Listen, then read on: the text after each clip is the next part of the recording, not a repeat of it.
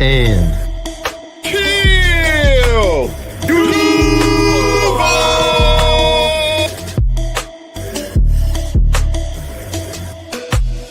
know what it is, man. You're locked in the third and TEAL where they keep it real. And if you don't know, you're going to learn today. Third and TEAL, baby, and I'm out. Let's go.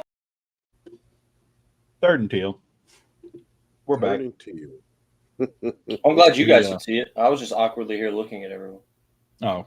What, Oh. Okay. We bad. I saw it on the live stream, though. It was there. I'm good to hear that the live stream was catching it. I know, right? Yeah. Yeah, we're back. We're back. We are back. Yes. Back. Another week. Yeah, another week. Travis Hunter is looking better by the day. Trevor Lawrence is getting some great throws in. Our kicker apparently can nail it from 70. Coach Davis, the D-line coach, he said that it would have been good from like 73. Yeah, we're doing it. You know one thing I'm excited about. What's that? Is that Cam Little will actually get to kick the ball instead of us going for it every fucking fourth down. You know, when I saw that in the group chat, that's the first thing came to my mind. I'm like, he probably would have kicked it 70 yards last year if he would have got a chance to kick at least a little bit. Yeah. So I agree with you 100%. I really do. Yep. If he actually would have had that chance. But I don't want him kicking no 70-yard field goals unless we up by at least 2 touchdowns. Oh yeah, no. It had to be like just let him do it, or like let him try. Or like last play of the game, we're down by 1. You know, it's like I'll let him try then. But not no. Couple minutes left and no, we're not going to be doing that. No. I know it sounds good, but no, don't do that. R.I.P. Trevor, R.I.P. Oh man, but so we'll see. Hopefully he get the chance. I think that kicker down in Dallas got to recognize 65, I think it is. Something like that. So I hope Cam can get a chance to break that. I love to see it. We play in Denver this year, don't we? Oh, that'd be the perfect spot. That'd be the game. Spot. Go ahead and hit 75s, and then nobody's going to touch you. Don't you know? It's funny you say that because makes me think of like Madden, and like Madden doesn't have the technology where like in Denver your kicks go a little farther, or you can throw it a little bit farther, right? But MLB does. So like imagine if they added that to Madden. Oh, that'd be crazy. You can make some, you can probably break the record pretty easy. Oh yeah, beating some 80, 85-yard field goal attempts, I'm sure. But yeah. How you doing, Eric? I'm doing good, man. No, you good? I'm doing good. Just ready to talk some football. The shirts are coming along fine. They're taking a little longer than I expected, but we're gonna make it happen anyway. But other than I'm doing good, man. I really am. Nice weather for a change. So, bowling's sucking right now, but I'm doing good. Okay. Put it that way. Oh man, I'm looking at this because I'm thinking about records that could be broken this year, or at least like players that could move up in the rankings. ETN needs basically 260 yards. So he'll move up into third, past James Stewart, and he'll be behind Mojo and Fred Taylor. In total yardage? In total, or in rushing yards specifically. Rushing yards. Okay. I don't know about total. This only does it by like single stats. Right. And then let me see. Receiving. Anybody going to move up this year? No, nobody's going to move up this year. Besides, Brian Thomas Jr. could crack the top. If he gets 1,000 yards, he'll pass Pete Mitchell and Evan Ingram. All right. Actually, he'll pass. He'll move up if he gets 1,000 yards even. Mm-hmm. He will move up to number 16 all time for us. Okay. And then, yeah, I mean, that's kind of crazy to say. Yeah, actually, hold on. He'd move up to 1,000 yards would get him, what is that? He had 1,282. That would move him up to, actually, I'll move him to the 11th. He would move past Christian Kirk. He moved to 11th all time for us with 1,000 even. If he gets 1,500 yards, he'd move up to number 6 in franchise history.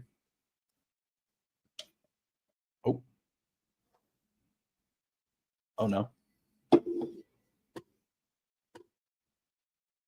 Hello. See, Eric? I'm still here. Oh, yeah. there you are. Yeah. That was weird. Everything froze. I don't know what happened. That's a weird night. But no, I was saying if he gets 1,500 yards, he'll move up to 6th all time, right behind Allen Robinson. Okay. So I mean, you know, that's pretty good company to be in for Jaguars. Yeah. Especially in 2 years. I mean, just 2 years. Yeah.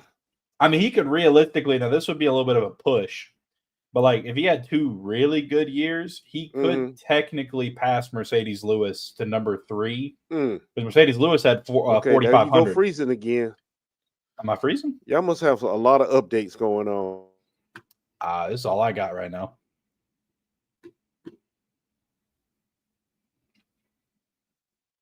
Chat, what's going on here?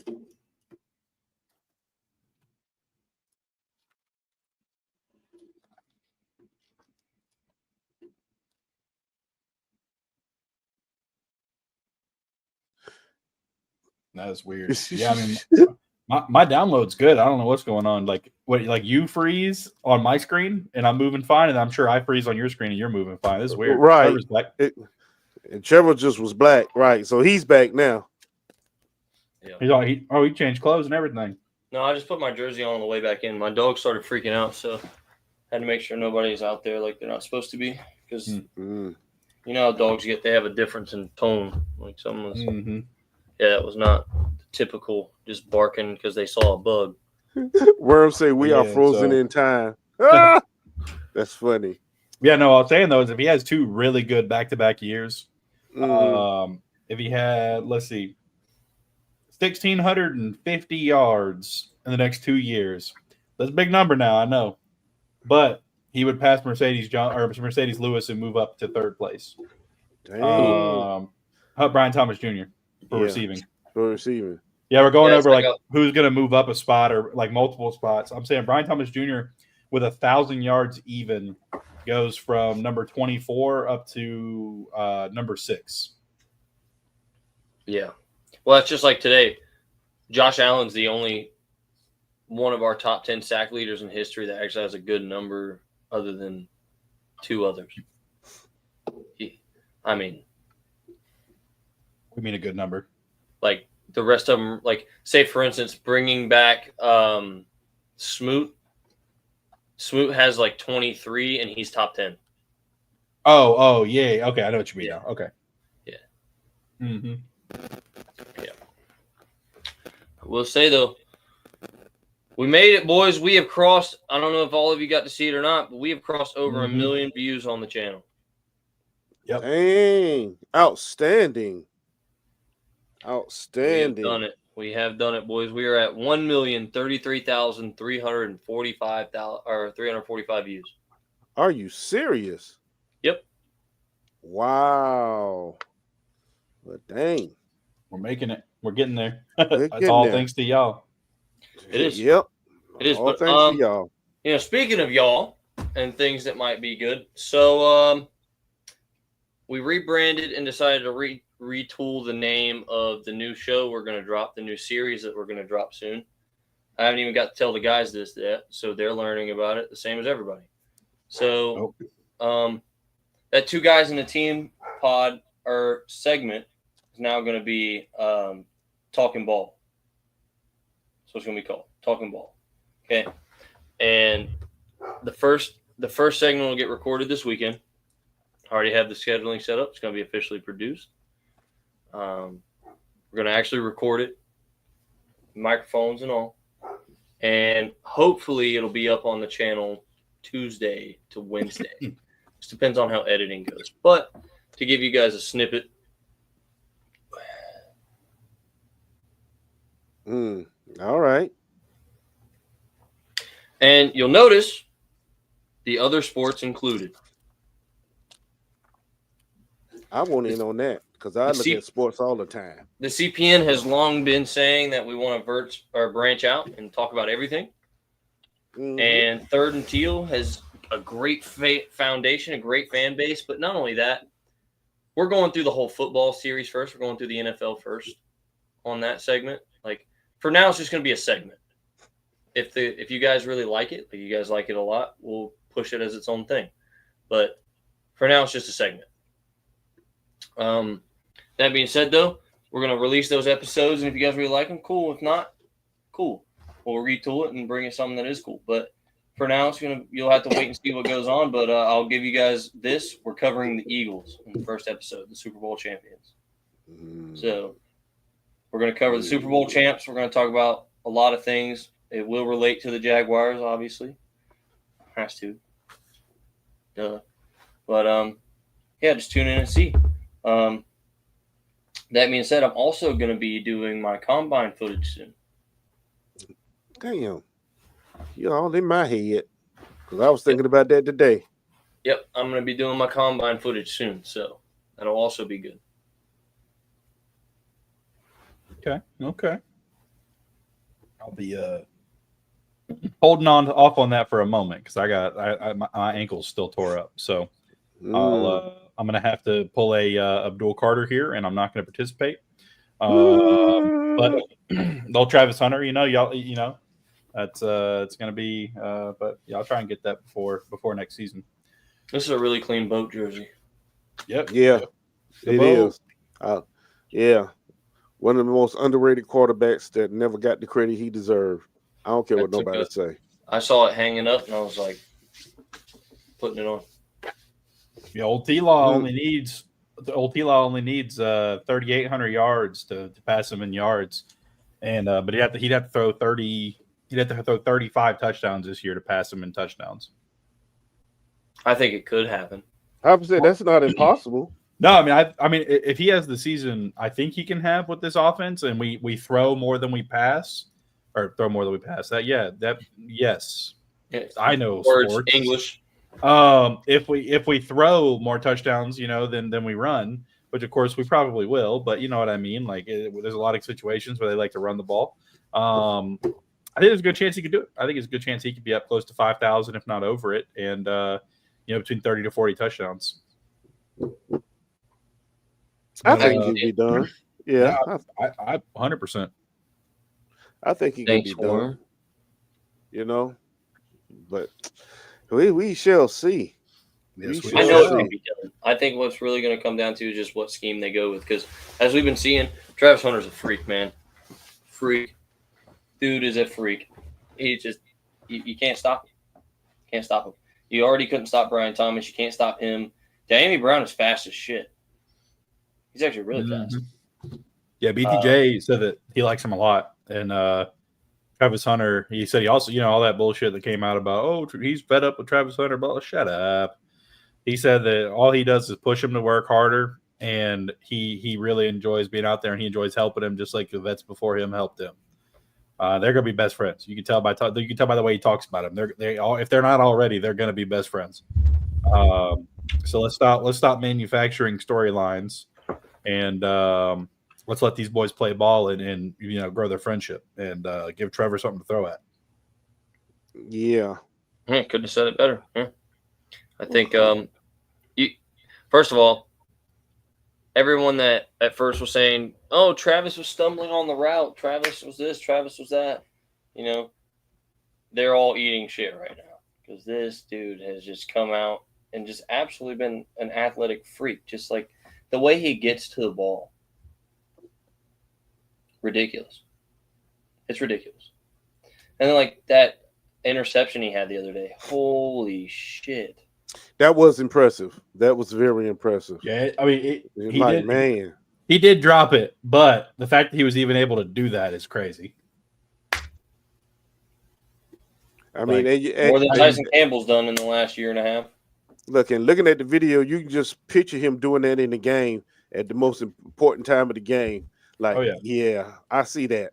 I see the future right there. Like, the fact that he's able to control his body that way, I mean, that's something that 9 out of 10 NFL players, NFL DBs can't do. No. That's something that's not taught. That's natural right there. That's all natural. Very much so. So I'm glad to see it's working out. I really am. Who was that receiver? Who was the receiver he was going against? I just saw 88. Who's 88? Oh, fuck. I don't know. Let me pull it up real quick. Okay. I thought they brought Reynolds on the practice squad at 88. No, I think they got rid of Reynolds. Well, there's no practice squad right now. No, I'm saying they brought him off from last year's practice squad. Darius Lassiter. Who is he? Is he a rookie? He's a UDA. Yeah, he's a rookie. He was a undrafted free agent. He's 6'2", 205 out of BYU. Wow. Okay. That's a big receiver. He's massive. All of the receivers we signed in free agency, like undrafted free agency, are all like 6'2" to 6'4". Blockers. And quick. Mm-hmm. Yeah. Blockers and head toppers. I like that, Trevor. That's pretty cool. Blockers and head toppers, man. You gonna block for me on a run, and you gonna go up and get the jump ball when we sling that bitch. That's all we want you to do. You know, that is a priority I've noticed with this new coaching staff. If you can't block, they don't want you. They're not bringing you in, or they're getting rid of you. Absolutely. You know, as they should though. That's how it should be.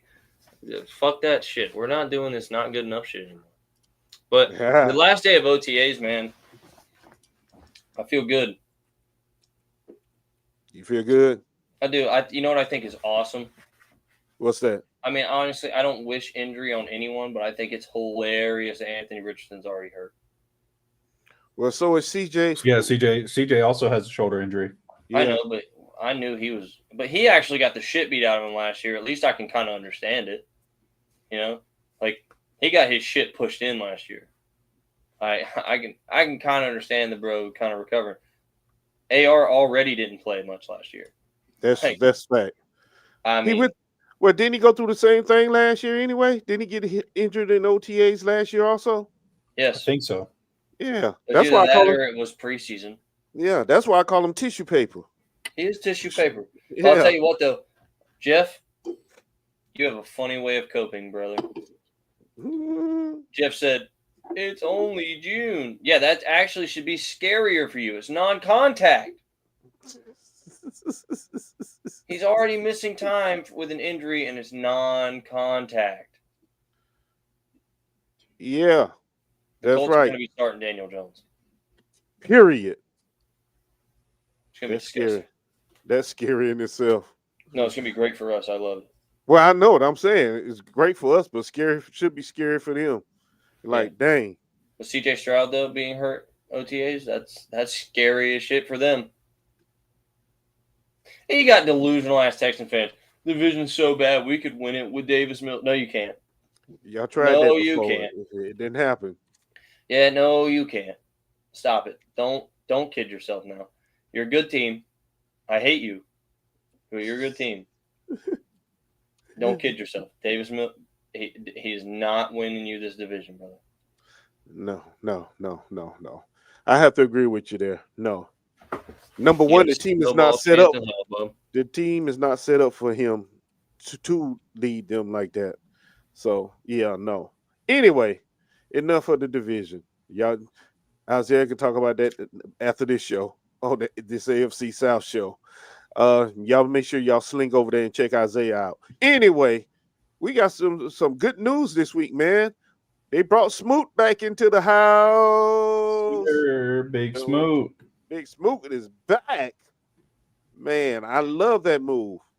I love it. I'm glad he back. You know, Smoot was productive when he was here before. Yes, he was. He was very productive. You Well, that was our MO, man. Take productive people and send them the fuck out of here. That's what we did. Key making sports. That's what we did. Isaiah, put key maker thing right up there. Oh Lord, that's Hey, good. He already knows. You know it. He knows. He knows. He already knows. That's why we're the fastest growing right now. I know that. I checked it. I've been watching Locked On Jaguars. I've been watching UCF Jag. I've been watching Jags United. I watched Gen Jag. We definitely are the fastest growing right this minute. Outstanding. I like that. I love that. So, gentlemen, with these great signings that we made this week, looking at the signings and looking at our roster right now, who's on the bubble? Because you're bringing all these folks in. I don't think anybody should be on the bubble from the positions we signed. We needed depth, I guess. You don't think anybody should be on the bubble? No, I mean, well, let's look at the DT room. Let's look at the DT room. Devon Hamilton, you let him play out his contract. He's still productive. There's no way no way you send him out. Eric Armstead, he will still be productive on the inside. Mm-hmm. No way he's on the bubble. Mason Smith was an absolute force to be reckoned with once he finally got some time on the field. Right. He's not on the bubble. Jordan Jefferson, we don't know what we got in him yet. You can't put him on the bubble. You don't even really know what you got. He could be the next fucking terrorizer of the league. You don't know. I mean, you got Smoot. You just brought him in, obviously, So I don't see any of those guys that you could say, yes, definitively, you're on the bubble. But then you look at the edge rusher position. We needed depth anyway. We need depth out there bad. So ain't none of them on the bubble. I mean, we needed the depth. We needed something serious. So I don't think anybody's on the bubble with the two signings we brought there. I don't know. I think the wide receiver room is where we needed to make the cuts, which we did. Yasir Abdullah, I think, is on the bubble. He should be. I would agree with that if you're going to put one. Year three really hasn't had much production. They brought in they brought in a UDFA. They brought in Gardeck, who has experience. He's 30 years old. He's a special teams ace. If they start looking at it close, I mean, I could see Abdullah being on the way out, even though he's young, in favor of a guy like Gardeck, who you bring in, who is a bona fide special teams guy, who also has experience rushing the passer. Yeah, you take that roster spot. Because you brought in what? Jalen McLeod is Jalen McLeod. You got Branson Combs, Yasir Abdullah, Dennis Gardeck. We don't have a lot of linebackers necessarily, but it all depends too on how they rotate people and what sets they run.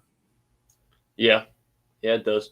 I think I still think though, like the running back room was where we needed to make the cuts. And we've already started. Keelan Robinson was the first one to go, which understandable. Yeah. And then you really start getting into it. I was to say, where you go after that though? Yeah, that's where you really get into it because you got Tank Bigsby, Travis, McClendon, and Bayshaw. I mean, Jaquindon Jackson will probably end up being I think he'll be sacrificed. He'll probably be on the practice squad. Yep. And then you're gonna run Bayshaw in the mix. Daniel Thomas is definitely on the bubble. His bum ass.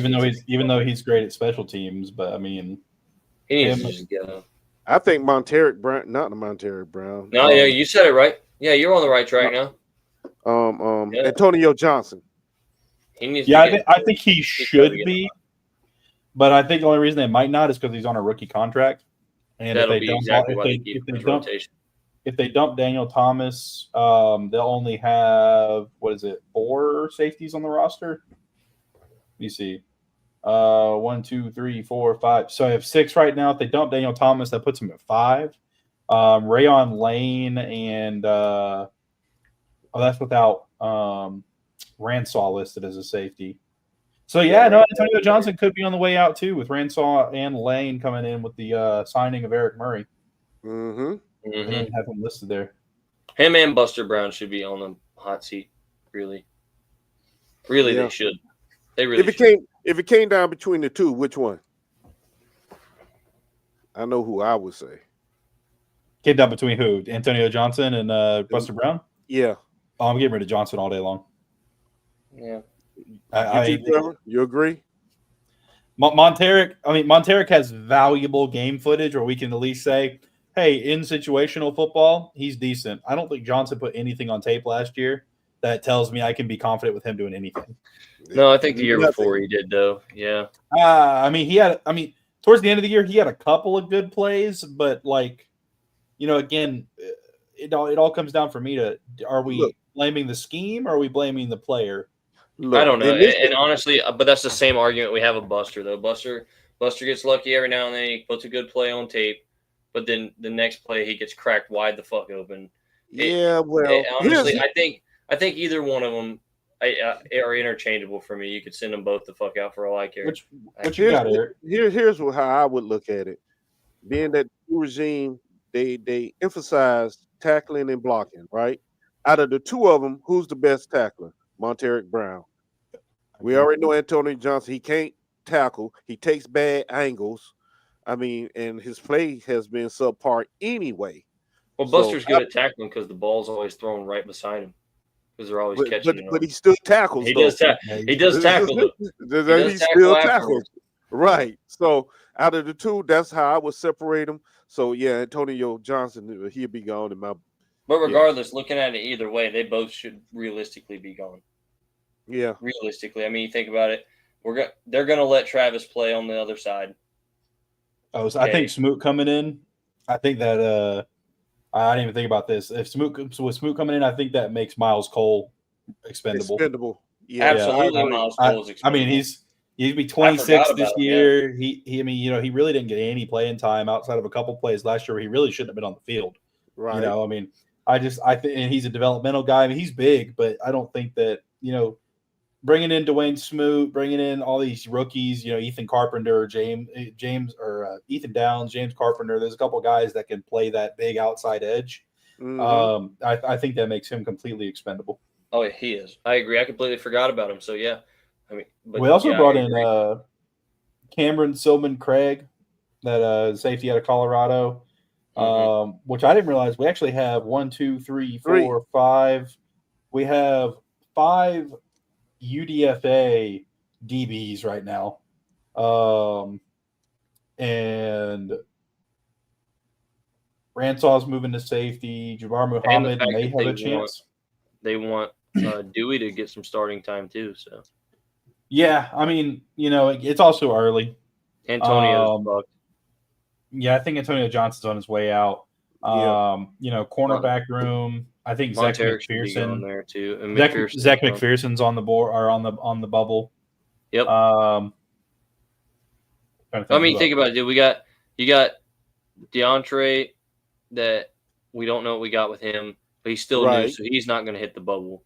You got Jarian, a dog.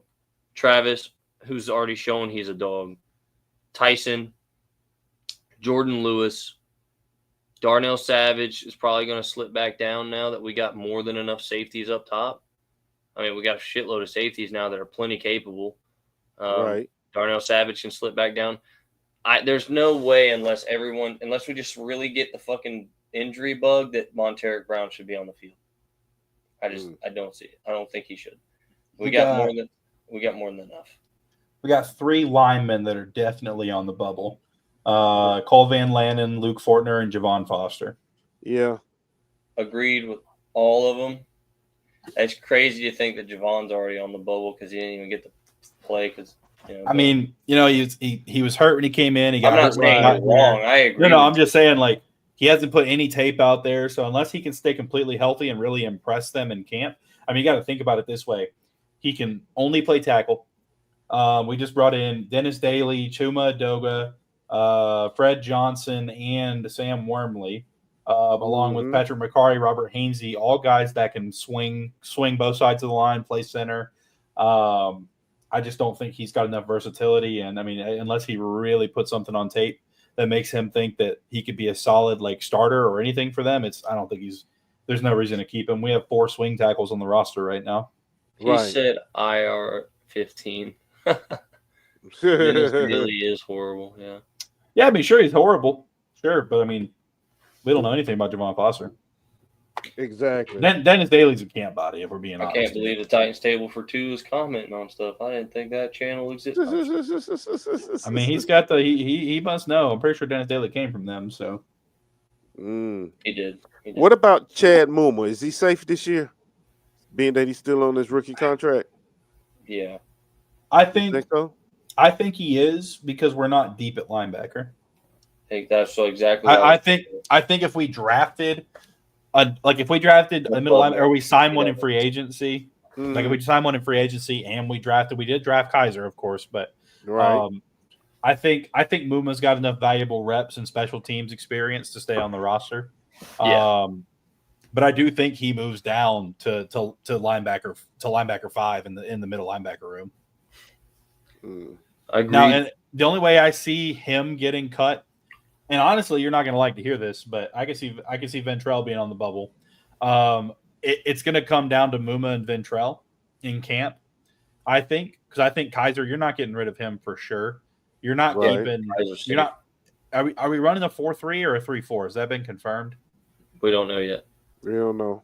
If we run a 4-3, you've got to get rid of Chad or Ventrell. Depending on where they play Aluakon. Of course, I'm taking Chad Muma in that. I'm getting rid of him, I should say, not taking him. But because you got Lloyd, Kaiser, Muma, Foyese, Aluakon, and Miller. Unless maybe they carry both of them just to see what happens in the end with them. Develop one for when they don't pick up Devin Lloyd. Yeah, I mean, they might draft another one. I mean, I think Muma will be 26 this year. He'll be 27 next season. He'll be off of his rookie deal. I don't think he's shown enough at this point to say, hey, we're going to try and develop you. You got Kaiser, you got Miller for one more year. They just brought in McLeod, who honestly, even though he can rush the passer, he shadows more as an outside linebacker. He does. I don't know. It's going to be interesting. We run a 4-3, and Foyese Aluakon plays outside, McLeod plays outside, and they rotate Miller. I could see Muma being safe in the middle. But I mean, if we play a 3-4, which I don't think we're going to, but if we did play a 3-4, it moves Josh and Trayvon to the outside linebackers, and he's struggling. We don't have room anymore for Muma, because everybody else is going to get shifted inside. So, for the love of God, we better not play a 3-4, dude. I mean, honestly, a 3-4 would not be the worst thing in the world. I do think that with Josh and Trayvon slumming back down, I think they could do it with this coaching staff. If they're as good at coaching as we think they are and that they have shown to be, I would not prefer it, but I don't think it would be as bad as some people think it would be. I think Josh has shown success rushing from a 2-point in the past. It also depends too if we run a hybrid. One will be down in the stance. I mean, it all just depends. No, I think there's a place. I would prefer a 4-3. Yeah, I just don't think we should do it full time.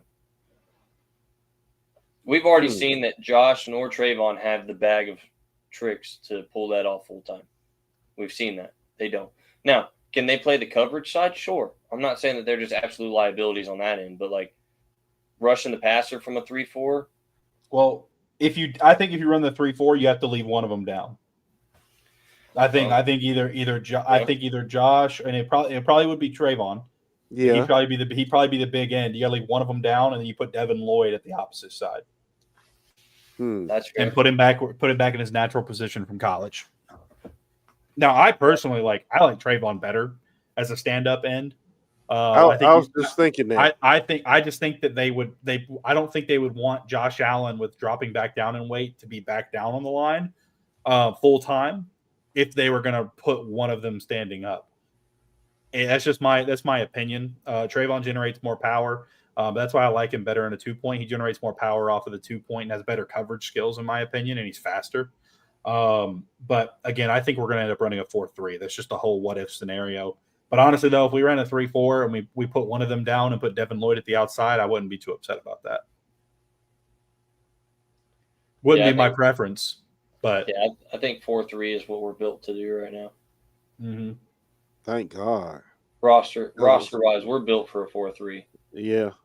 And I think so. Laney seems to be the aggressive type that's going to want to run a 4-3. That way, like, if he does run a blitz, he can run that shit straight up the gap. Because it's hard to truly gap blitz from a 3-4 because somebody's catching a double team, and, right. and if the quarterback picks up the mic in time, you're fucked. You're not. Yeah, I mean, I think likely we're gonna be a 4-3 cover 3 team. Which is good. That's what we'll see. That's what we need to be. We're gonna be like when I'm in Madden, 4-3 cover 3. All right, y'all. He just told you his secrets.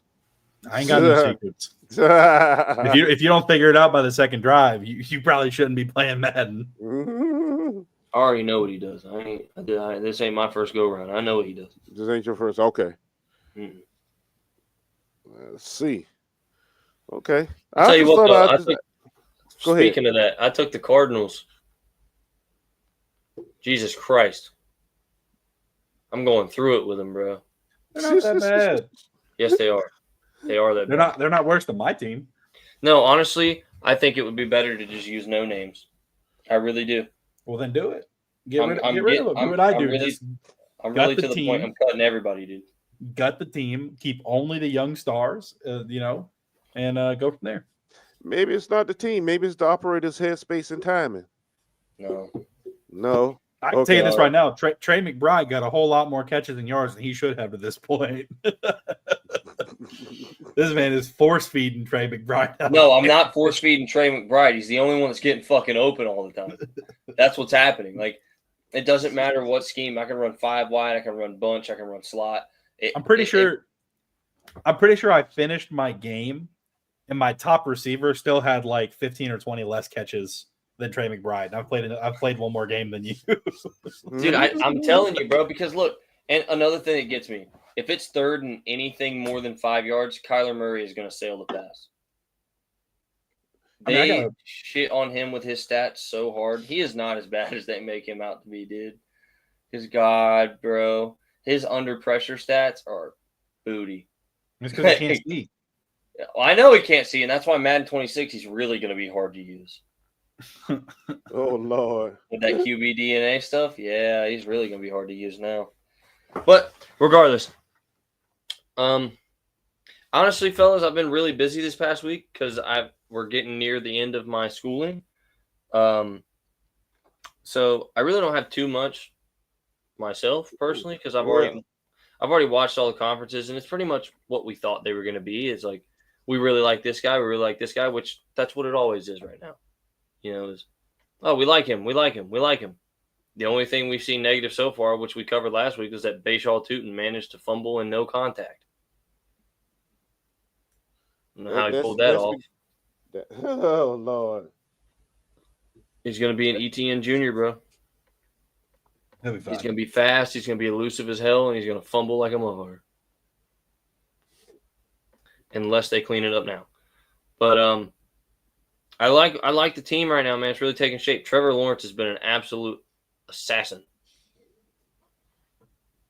He's been threading that ball in places, man. He's been shredding them. And then, Trevor, everybody talking that noise. Trevor done had what, 3 head coaches in damn 5 years? Yes. Well, really 4, because this is his 5th, right? Ain't that crazy? Yeah. Yep. I'm like, man, and they want to talk that noise. Ooh. Well, it's easy to talk it. Madden made the Jaguars virtually unusable now with this last roster update, dude. Really? Oh, dude, it's rough. It's rough sledding out there, man. They knocked Trevor down to a 74 overall. Ooh. 74. A 74. Just outright disrespectful. Because he was injured? Really? Oh, there you go. Wow. I don't know if it's because I don't know what they were thinking. Yeah, before he got hurt, he was doing really well. I don't like that because like they always say we don't drop players because of injury, But then every time a Jaguar gets hurt, they drop him due to injury. Swear to God, like Josh Allen. But then like, yeah, I mean, dudes like Nick Chubb will be like a 95 for like 5 years straight after not playing but 4 games in 5 years. But then Trevor gets hurt and drops from a 78 to a 74. 78 was already disrespectful, but a 74? Yeah, Yeah. absolutely abysmal. Because you know who didn't get dropped in rating? CJ Stroud. Imagine that. He had an ass year too. He got destroyed. Like, Wow. He didn't do shit either. I mean, let me answer Brandon's question real quick. Starting to make me want to go back to the draft and see who the Colts passed on for him again. And they talking about Anthony Richardson. Well, y'all could have had Will Levis. No, they were in the same draft. So you could have had him. Mayo, man. Yeah. Or you could have had Jalen Carter. They were in the same draft.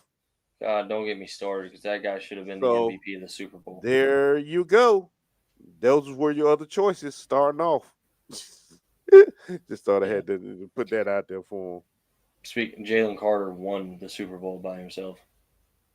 Of course he did. You might as well start calling Philadelphia University of Georgia NFL version. Because they drafted all of them. I'll tell you what they are. They're DB University. I'll tell you that. Yeah. And their D line university. But you know what though?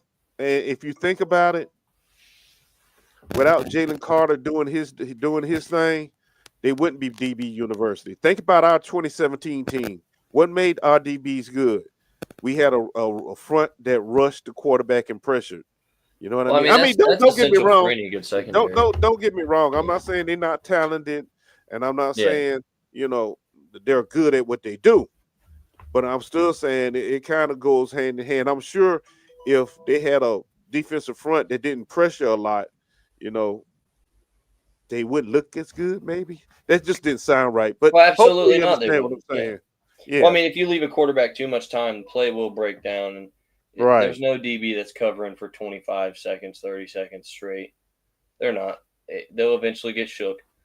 I mean, that's why you got to have that pressure. So, absolutely. So they're defense university, they're offensive line university, and they're now running back university because they got Saquad and the Quad Father. They got both of them. Yep, it's ridiculous. But now we're finally making moves that are just common sense moves. So I feel really excited. I do. Devin Witherspoon, Jalen Carter, B. John Robinson, Jahmyr Gibbs, Christian Gonzalez, Jack Campbell, JSN, Paris Johnson Jr. Oh my God, you guys really did do the shittiest draft ever taking him. Good Lord, oh my God. Yeah. Yeah. They did some things. Yeah, Colts suck. Colts are trash. Really straight ass cheeks, dude. Oh my God, that's nasty. But you know what? You're right. Not much has happened, basically. No. Travis Hunter Travis Hunter, doing Travis Hunter's things, and Trevor doing Trevor things right now. So, and everybody just waiting to see. Just waiting to see, basically. Bringing Smoot back was a good move, though. I don't care. Mm-hmm. It was a dang gone good move. It was. It was. But at least we're not the Steelers, man, signing old ass Aaron Rodgers right now. Man, you know what? I don't know what's wrong with the Steelers. There's no way in heck he would have had me on. I know what's wrong with the Steelers. They knew that Mason Rudolph is not him. And I think they knew all along he was coming. That's why. Of course they stuck with it. Yeah, because there's no way I would think Tomlin would just sit back and just wait this long to find out if Aaron Rodgers is coming to play quarterback for him. I really don't. There's no way they go through that whole draft without drafting a quarterback. Right. So, but we shall see. Aaron Rodgers may be the answer for him. Not, but we shall see. We shall see. Well, gentlemen, y'all got anything else? No, I think that's about it. Okay. Remember to check out Talkin Ball. It'll be on the channel soon. Go check it out. sponsor Trevor produced. will be talking about his balls soon. Y'all go watch it. Go listen in. Yeah, that part. Yeah, both Pittsburgh QBs went to NYC, and NYC marquee QB went to Pittsburgh. I wouldn't call Rodgers a marquee QB. I mean, maybe. You know what it is with I don't know. Rodgers now? Right now with Rodgers, it's more reputation than anything else. Mm-hmm. You know, that's basically what it is. He wants to have one more good year. Yeah, you know, his skill, you know, he's not the old Aaron Rodgers of old. Put it that way. Yep. So, but Yeah, he's going to come out. He will have a good year this year.